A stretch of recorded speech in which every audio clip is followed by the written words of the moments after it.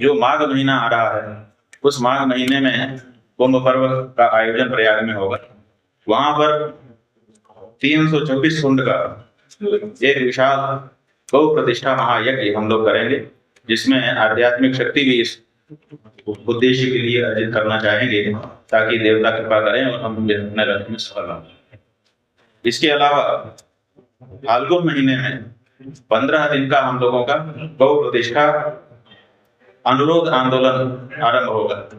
ये अनुरोध आंदोलन वही होगा कि गौ विधायक, गौ जो चुना गया विधायक है, उसके ऊपर अपने क्षेत्र की जनता का सहयोग लेकर के ये दबाव करेगा कि आप विधानसभा में जाकर के हमारे क्षेत्र की जो जनता है उसकी भावना को कहिए कि हमारे क्षेत्र की जनता चाहती है कि गौ माता को राज्य माता या राष्ट्र माता घोषित किया है।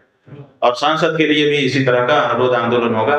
अगर वो इस बारे में तैयार हो जाते हैं तो हम उनसे इतना ही चाहते हैं कि वो संसद में जाकर के खड़े हों और खड़े होकर के कहें कि हमारे क्षेत्र की जनता चाहती है। और अगर वो नहीं कहें तो फिर उसके लिए आंदोलन, जो भी धरना प्रदर्शन आदि करना पड़ेगा, वो हमारे गौ विधायक और गौ सांसद क्षेत्र की जनता का सहयोग लेकर के उनके सामने करने के लिए तैयार होंगे। और ये गौ प्रतिष्ठा अनुरोध आंदोलन फाल्गुन महीने में हमारा होगा। और इसके बाद अगर इतने पर भी ये बात नहीं होती है तो हम लोग आगामी 11 नहीं, ये चैत्र कृष्ण पक्ष त्रयोदशी तिथि को, जिसमें महाशिवरात्रि भी होती है, अंग्रेजी तारीख 27 मार्च 2024 नहीं 25 27 मार्च 2025 को काशी में पूरे देश के लाखों लोगों को आमंत्रित कर रहे हैं कि वो यहाँ पर इकट्ठा हों, इतने अधिक संख्या में हों कि देश और केंद्र देश की सरकार को ये पता चले कि सचमुच पूरा देश ये चाहता है कि गौ माता को राष्ट्र माता घोषित कर दिया जाए। और उस सभा में हम 2 काम करेंगे।